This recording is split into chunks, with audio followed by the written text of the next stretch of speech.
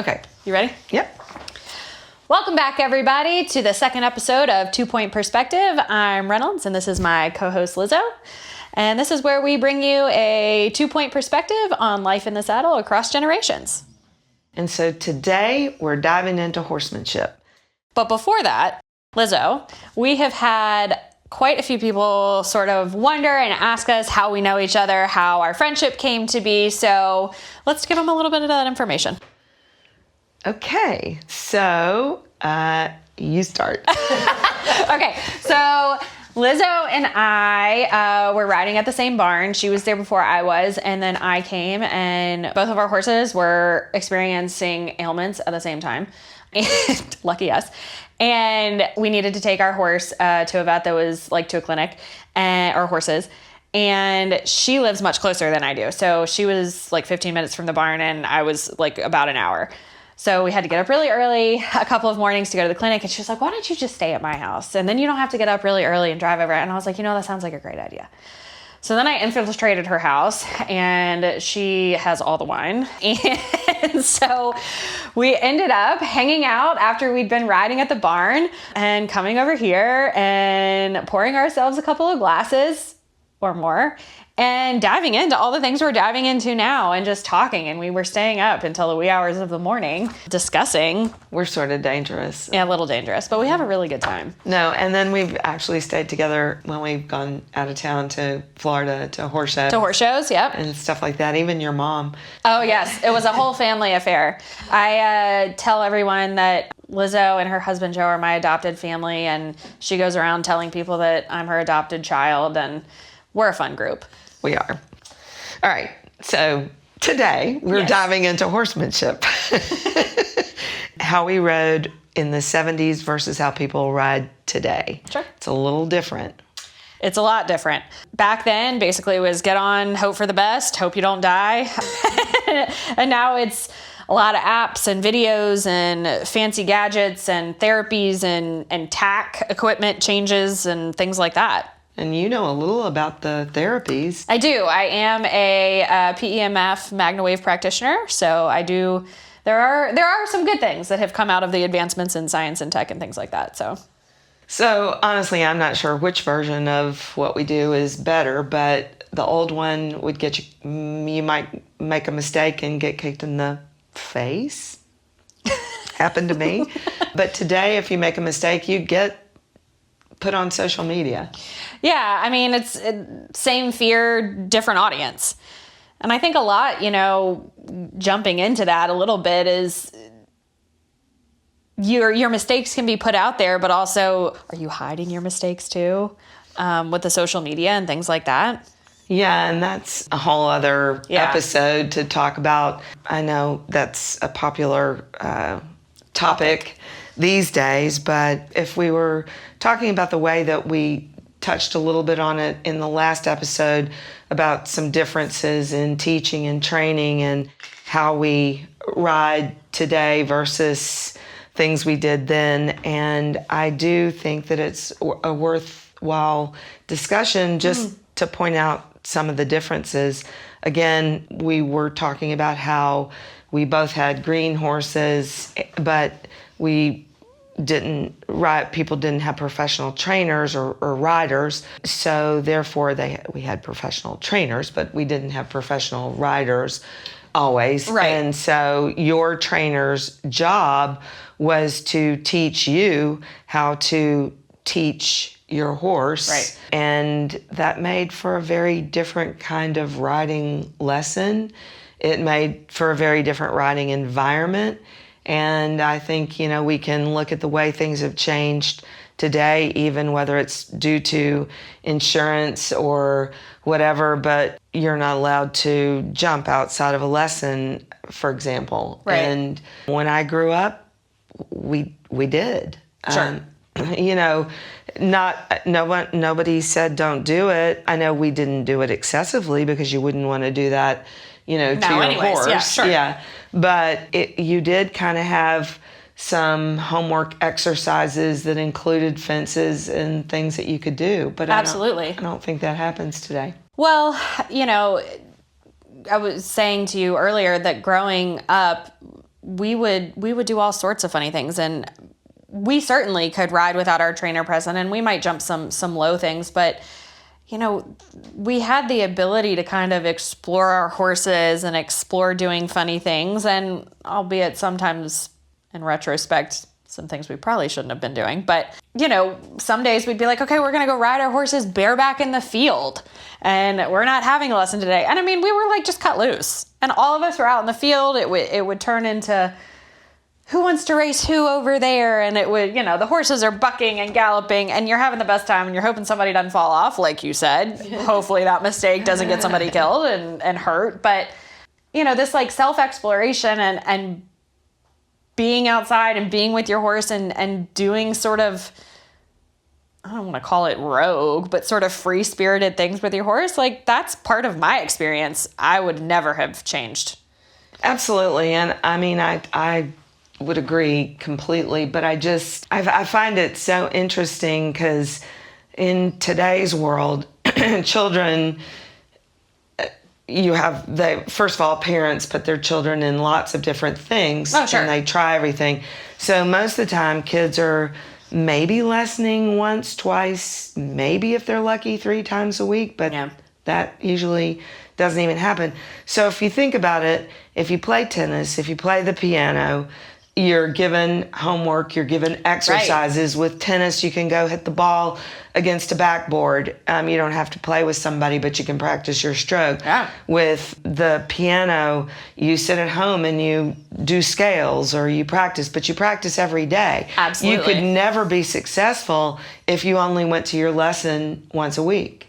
Well, right. And I think, as a teenager, the barn where I boarded it was just a private facility that was really close to my house. So I was really lucky because I could skate out there right after school all the time. But my trainer came to me, which was great.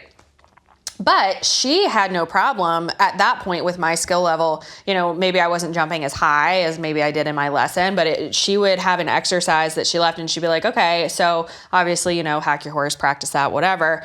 But she would leave this and say, you can practice this at home. You can do this without me here.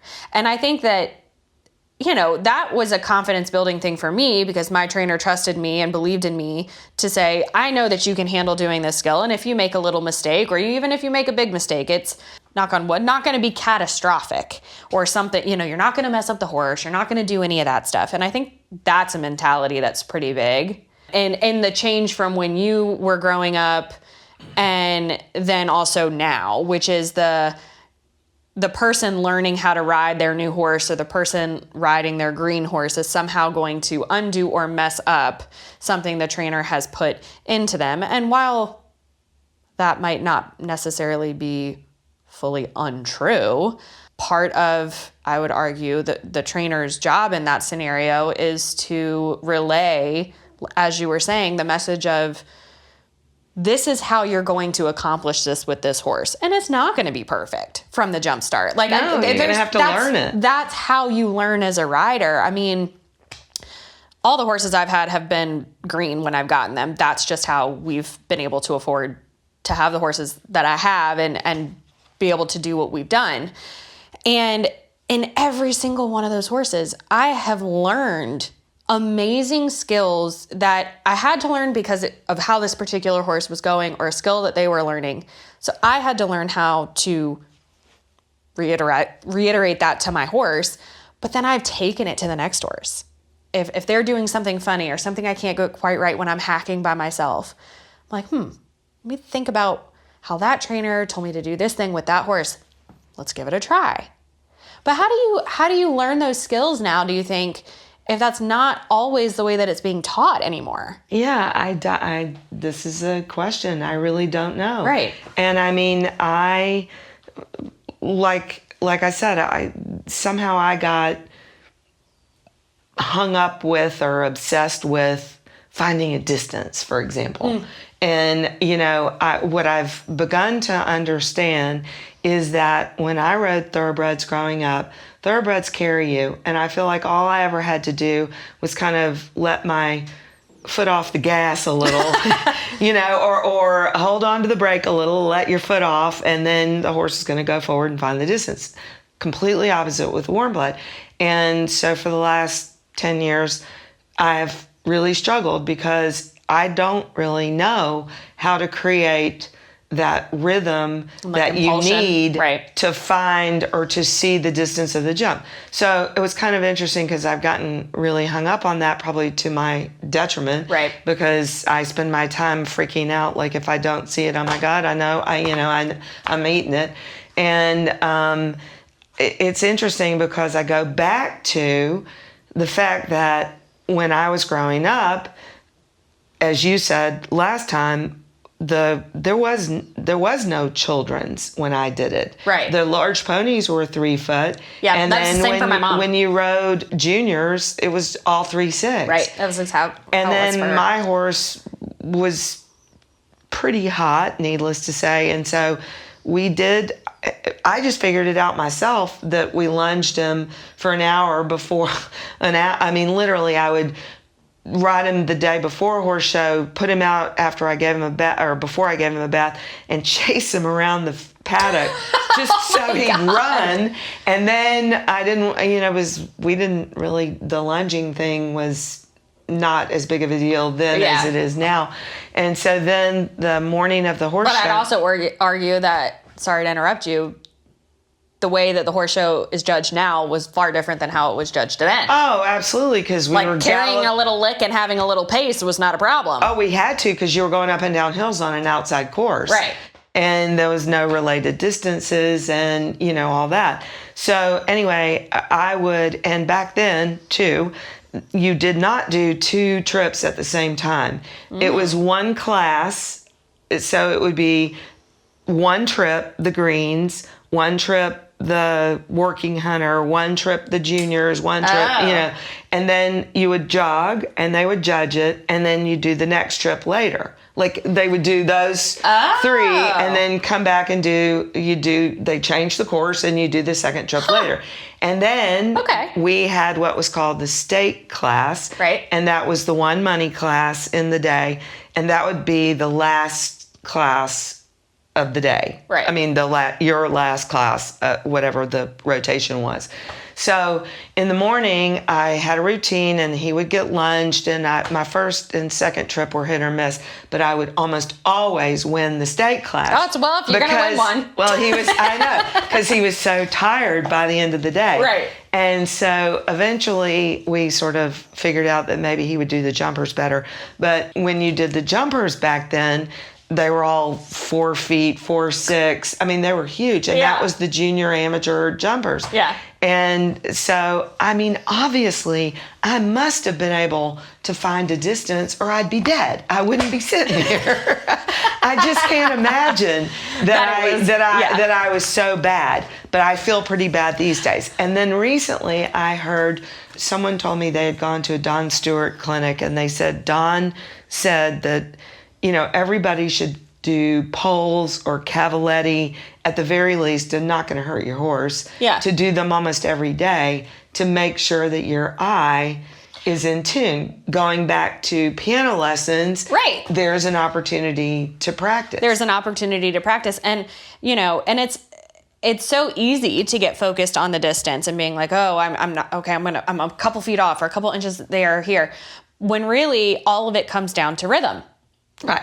And the impulsion that you have. And so if your rhythm is off and your impulsion's not good, can you adjust to the pole or the cavaletti or the jump?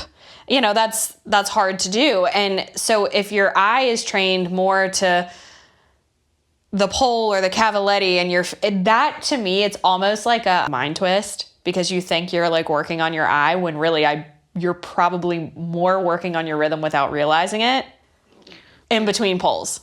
Or around poles or cavalettis, because you're really focused on sort of your position and your control, but all of that is part of all of this riding crazy stuff, which is it all has to work together. It's like a cohesive thing. You can't have one piece and not the other. Which kind of goes back to like today, we do have like smart saddles, right, to help you with your position.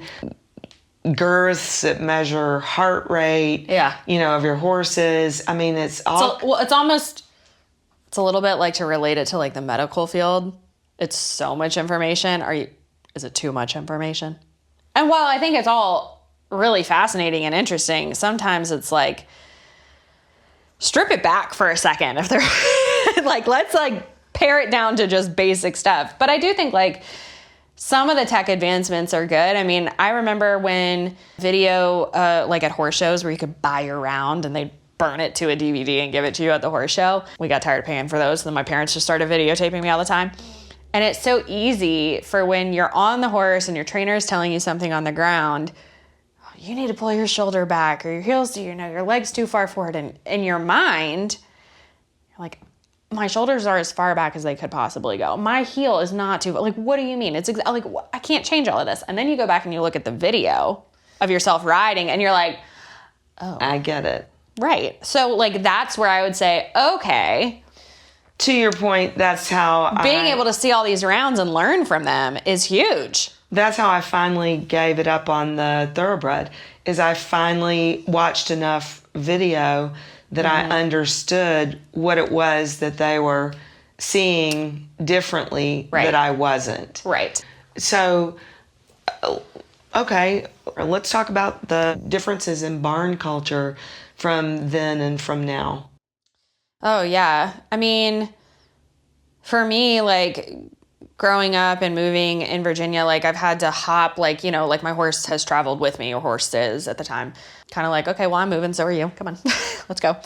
And so I've been in really big barns. I've been in really small barns. I've been in private barns, like I was talking about, where the trainer came to me and that kind of thing. And one thing that I can say consistently that I have loved is the friendships that I've made. And I think most people, at least I hope, can agree that if nothing else, you meet like-minded people or even different-minded people, but that you share one really big love, which is the horse, and your passion for, the sport and competing or not competing. But that is one thing I've loved. But I also think that, in bigger barns and stuff like that, it's also really easy to get wrapped into the go, show all the time, nonstop kind of culture. And not to say that that's necessarily a bad thing, but I think it is really hard to take a pause because you get really wrapped up in it and like, oh, well, my best friends are going, well, I want to go too.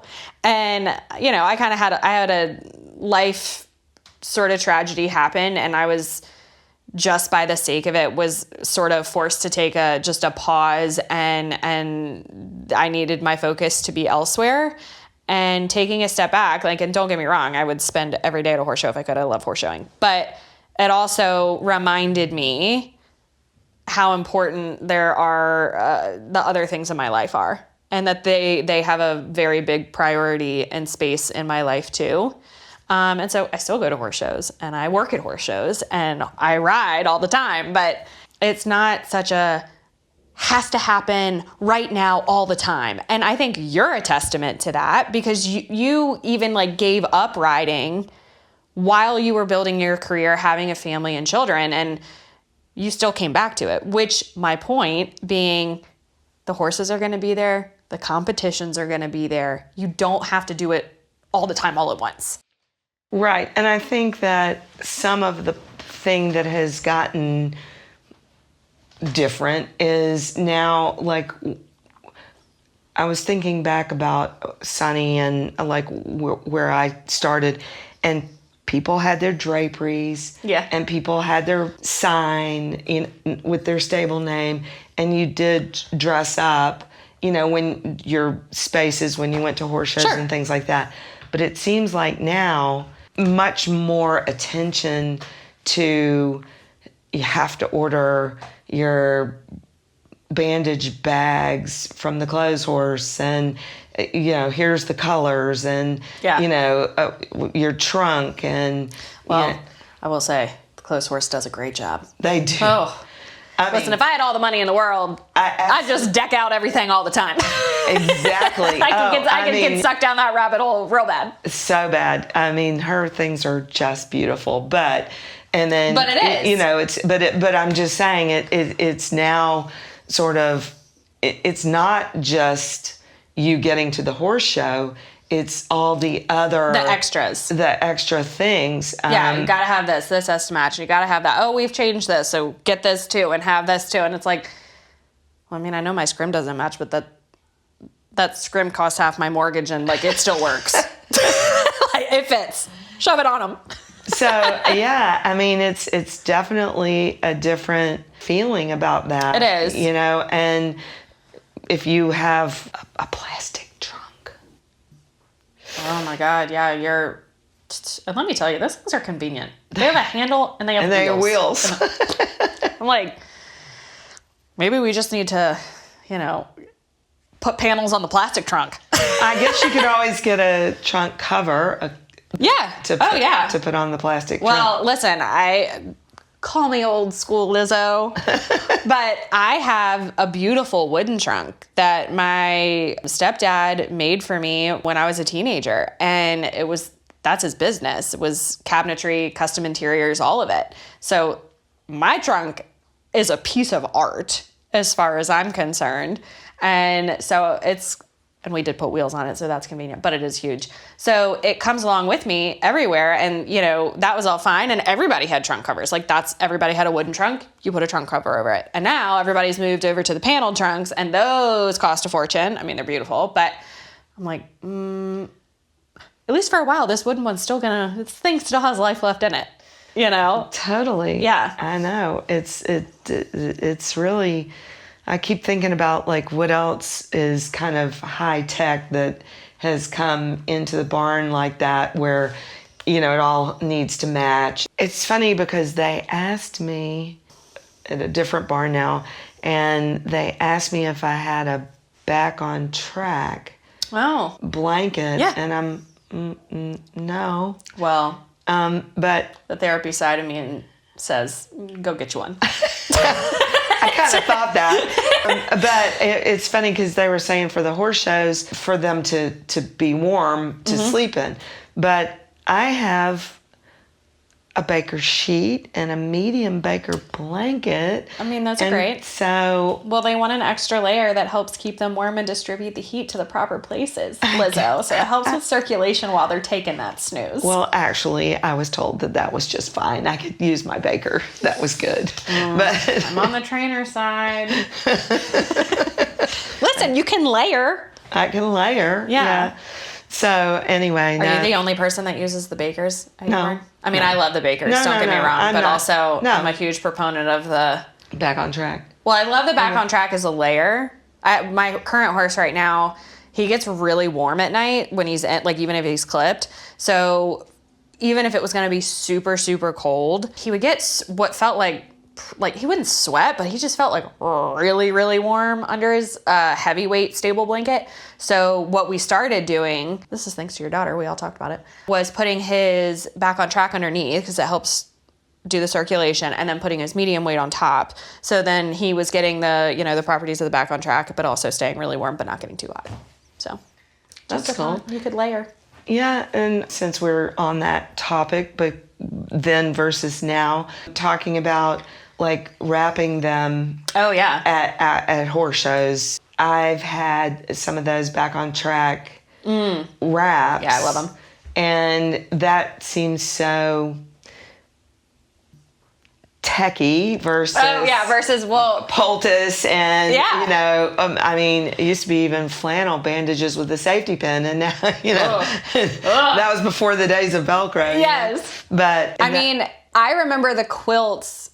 Like, I think when quilting was, I don't even know, what did y'all have for quilts when y'all were wrapping way back when? I don't know. Cotton. Yeah. Well, the wraps that I had, it was just like the thinnest piece of like fabric cotton with stuffed cotton underneath. And I look at that and how thin it was and I felt like it wrapped around 400 times. And then I compare it to like the Nobos or the back on tracks, and I'm like, somebody made a smart move there. Yeah, definitely. Except, one of the things that I can't get behind, and I'm sure they are great, but for some reason, and this is just my old school thinking again, they have like these new wraps that have like the ability to get kind of tight, which is good, obviously, but it's like a one wrap thing, and they're not the first person to ever come up with like a one wrap Velcro situation, but I think this one you can get like more even pressure, but I'm like, no, I can't do that. I will wrap and wrap and wrap and wrap until the cows come home. That's so funny. But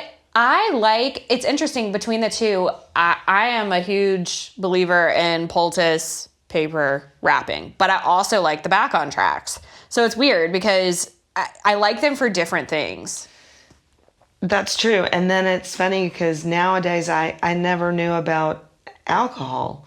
We only use poultice. Oh. So now it's like, it seems like it's an either or. Yeah. And something to brace the leg. Yeah. Well, it's so crazy because so we had the option of like, sometimes I would put liniment on, right? Instead of alcohol, right? So you've got a little bit of alcohol involved in liniment. Or you would poultice, right? But like always was of the mindset that poultice did more than the liniment per se, drawing everything out. But also there's this it's Kevlar, I don't know. Anyways, it's called like free bute, no bute gel or something. And it's a kind of this like cool liniment-y like gel pasty stuff that you can rub on their legs so it doesn't leave a color, but it sort of feels like you're massaging it in more than like a liniment that you just slap on there, but it's not gross like poultice. And you don't have to wrap it. So I've never seen that. Yeah, so I came across that product like, I don't know, 8 years ago or something, and I've liked it ever since because it's nice. Like, okay, so I had a lesson, didn't work my horse that hard, but he did do some work, and so let me just give him a little something that he can go out in. Oh. He can't tell me if it feels any better. I mean, maybe it makes me feel better. That I have no idea if it works. But I'm like, yeah, sure. Here's my $30. I'll take my small tube of gel paste. That's right. My tube. I do, the poultice was like magic, you know? But I think there is something to be said. Poultice was what was used back then, and it is still heavily used today. And it's a tried and true. Totally. Yeah, so, at least they didn't go high tech. Well, the high tech version, I guess, would be the back on track or the what do you call that? You have those, the Incrediwears or something. Incrediwear. Is that what they're called? Yeah, the Incrediwear, and they work really well too. And now they have Incrediwear wraps. So like for schooling or whatever. Yeah, and that's different. I mean, does it help? Well, I think one thing for me, when I started using the back on track wraps, I had a horse with a suspensory injury at the time. And I mean, we did all the things, threw the book at him for it. I mean, it was like the most minor suspensory you've ever seen in your life. But our vet was like, try to make it easier on yourself. You're at the point now where he's doing really well. It's healed. We're just maintaining. You could get the quick wraps of the back on track. So just if he's standing and going to get puffed up, it helps. And so have you ever used the quick back on track wraps? Yeah. Okay. And they don't get but so tight. Tight, yeah. And so, for me, seeing that the swelling went down, even though you weren't getting like the compression of a real wrap, to me showed that it was helping distribute, because I was like, you can't really say it's compression. No. That's helping keep the swelling down, because those don't get that tight. So I like their products. I love all their products, but I'm a huge person. Like, I mean, I know they have like dog beds and this and that, but I'm sold on the wraps and I mean, I use regular wraps too, but in the blanket. I love the blanket. So let's go back to if the topic of this week is horsemanship, sure. In terms of barns, like rules at the barn, social media rules, I can surely say, I recently just did a TikTok about this, but I find when I grew up, you go to a horse show, there's a trailer, and there's a guy who's spitting out proofs of black and white photos he's taken, and you order what you want, and he's back in the little dark room making your pictures.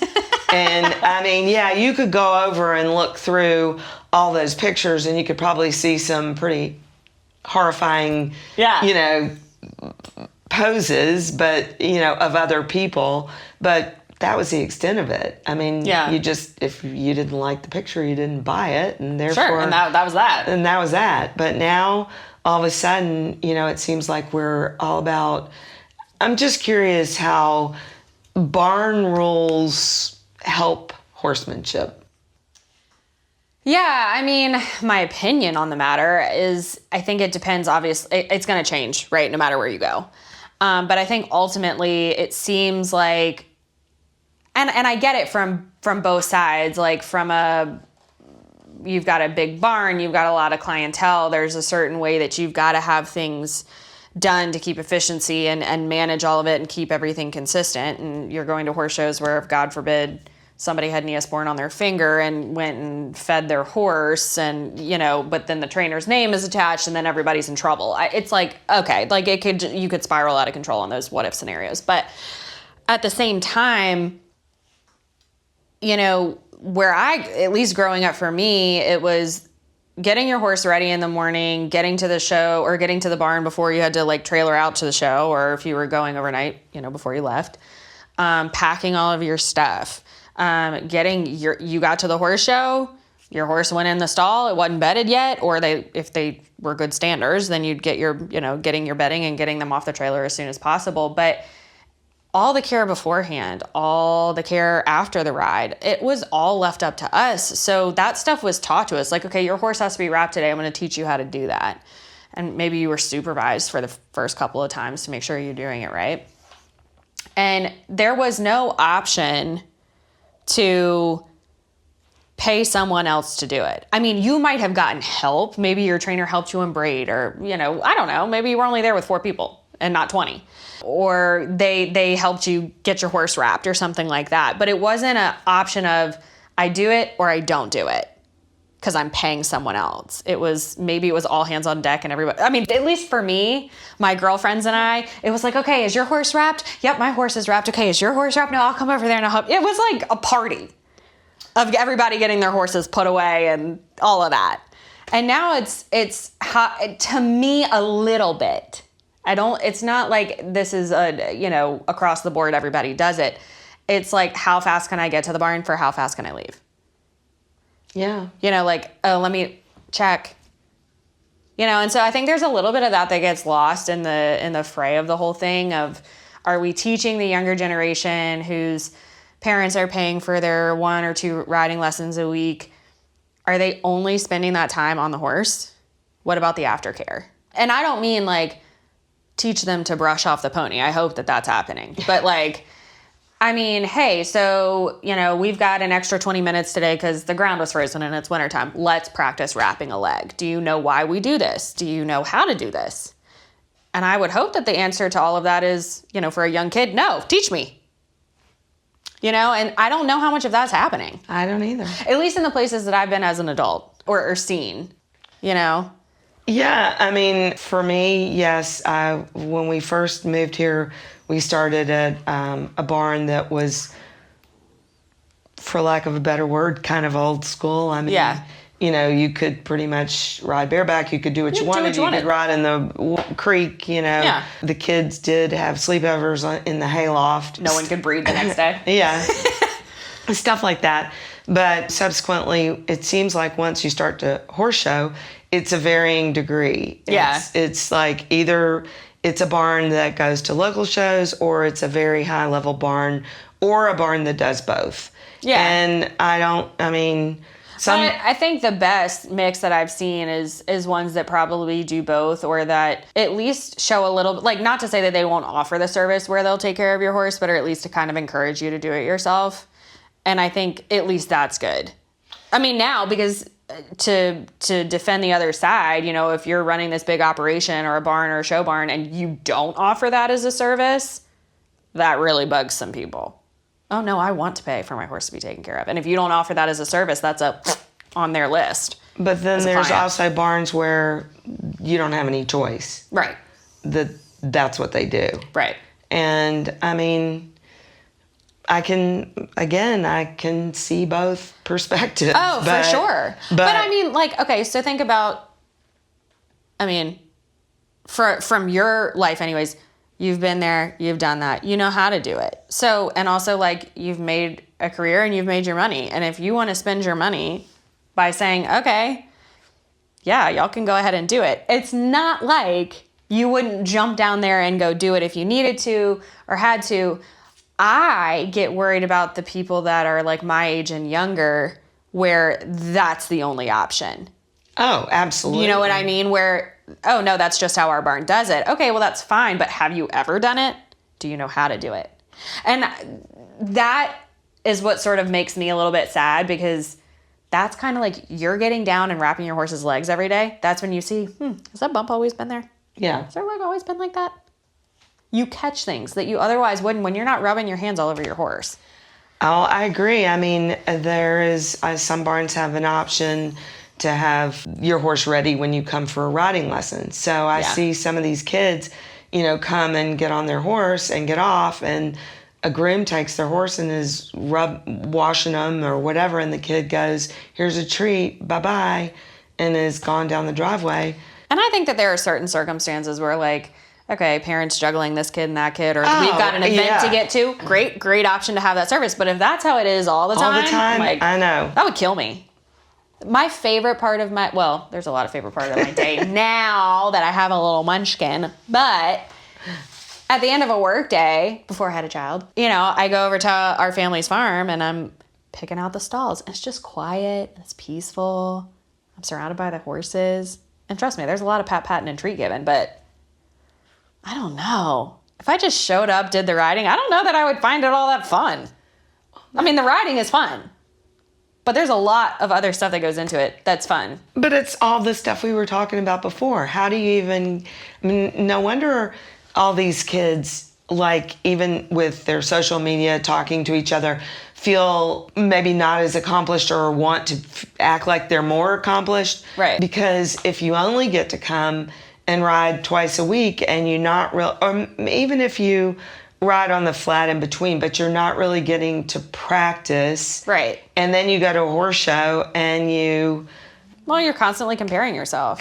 Constantly. Well, and it's not just comparing yourself at the horse shows. Now you can compare yourself any hour of the day, to the world, any hour of the day, any minute of the day, every day, all day, if you felt like it. And that's a lot. That's a lot of outside pressure. And I think you see that not just in horses, but in any sport, in your life. Oh, so-and-so's house looks bigger than mine. Or, oh, well, they, how are they managing X, Y, and Z? And it's like, I mean, you could think the grass is greener on the other side until you're blue in the face. And, that's hard. And I think that's hard in sport, really hard in sport. I think so too. And I think this sport in particular, just because it's so expensive and because of the elements, meaning that you have to have a horse that's a partner, that have 4 legs and that work. And just poop your paycheck. Yes, exactly. It's just like, I know. It makes it really, I'm just curious, like, so are we better off today with all the things that we have, the opportunities that we have? Are we better off than we were when I started? Yeah, and I mean, I think that this is a good time too to audience tell us, what's your perspective? Because I think in some ways we're better off. I think, we have better diagnostic tools for our horses. I think we have, albeit expensive, but we have better therapies with higher access to our horses, and we can help them from breaking down so quickly and keeping them comfortable. At the same time, we live in a world of social media where we're doing this constant comparison, where we have an entire industry and workers that are dedicated to caring for our horses for us. What's the education that's missed for our young generation coming up? What I'd like to see is that somehow we can make sure that the generation coming up is still getting the same ground education that I think is a big chunk of what's missing. It's funny. And integrate that again. It's funny because when we talk about technology, so we're talking about back on track versus poultice and wrapping and how we did it. We have the knowledge to compare the two. Right. The younger ones don't. Right. So they're coming up with just social media. They never had the black and white photo they could go and buy. They, off the back of a truck, they look on the internet, they my screenshot, whatever.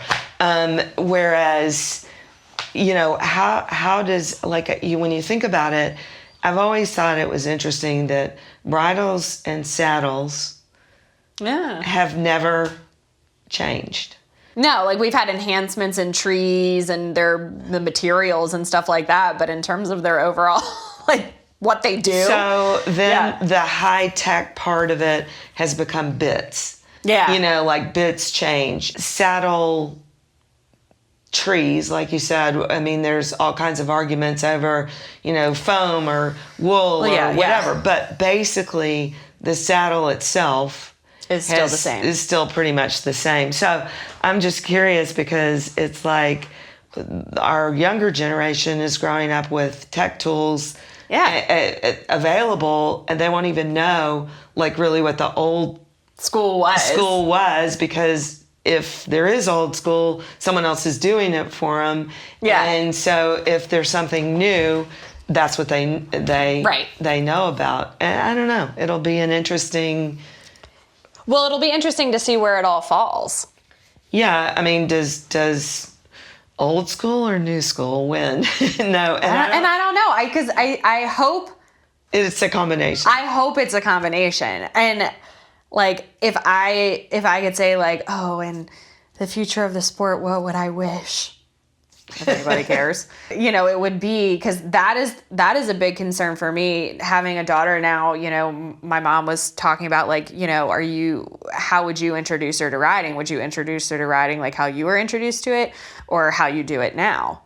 And I'm like, well, I think what would be great is if there could be both, because I feel like there were pieces of my education in horsemanship and care that came later in my life after being introduced to this level of riding or working for this person or whatever, that I wish that I had known from a younger age.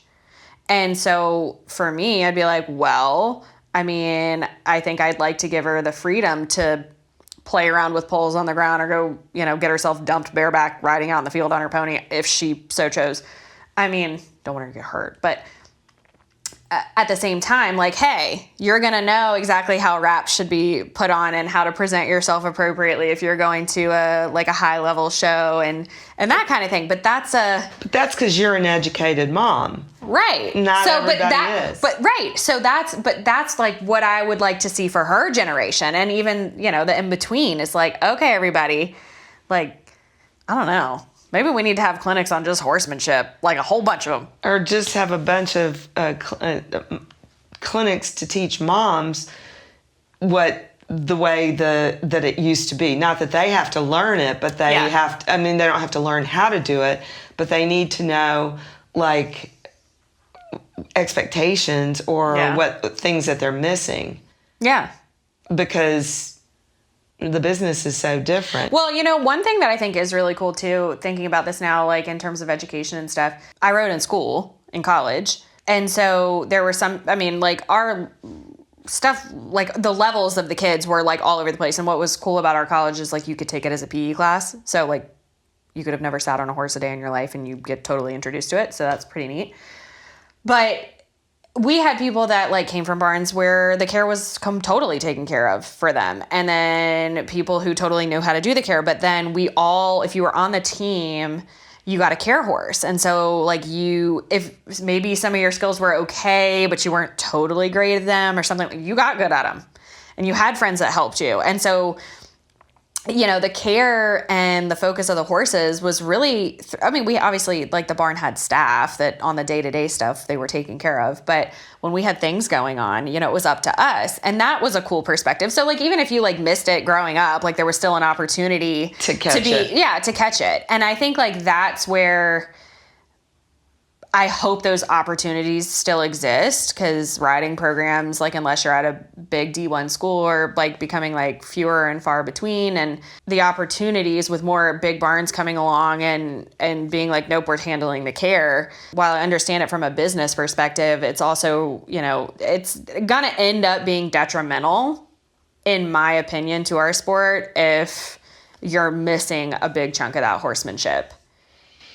Yeah, I mean, it's hard to imagine somebody riding and not understanding that their horse is lame. Oh, God. You know, but I think happens all the time. I do too. Which is crazy. But people don't have the opportunity necessarily to know the difference. Yeah. Or to feel it, or to understand it, or like you said, to your point of feeling their legs, where'd that bump come from? Right. Oh, maybe that's why it doesn't feel quite right. Right, exactly. And or being aware of it and then being like, okay, I'm going to get on. And see what happens. And being like, I don't think that's quite right. Hello. Yeah, somebody exactly. come and look. Well, I remember, like, even as a kid, because, I mean, as a kid, you're going around, unless it's blatantly obvious that your horse is lame. As a kid, you don't really know anything other than you're, like, beep-bopping around up and down to a trot.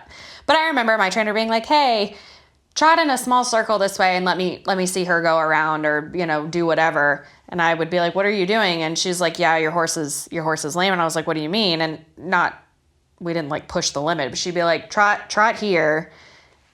And I want you to feel, if you can feel that, like, for, you know, 30 or 40 seconds to teach me something. Like, yeah. I want you to understand, it's totally understandable why you don't feel it, but let me see if you can. That's how you learn. Yeah. So. Totally. I don't know. Well, I guess we probably have covered what we can. And I hope that people will send us stories and questions and comments. Yeah, let us know what fun products and therapies and new things and gadgets that are out there that we didn't talk about. And if there's old school tricks that you still, you know, use and love and will never change, let us know about those too. We'd love to talk about them. Yeah, and you're definitely going to want to come back next week, because next week we're going to talk about the price of perfection. And spoiler alert, there is a lot of money at stake. Yeah, the price you pay for the things you love. That's right, exactly. So we'll see you next week. Don't call your financial advisor. That's right.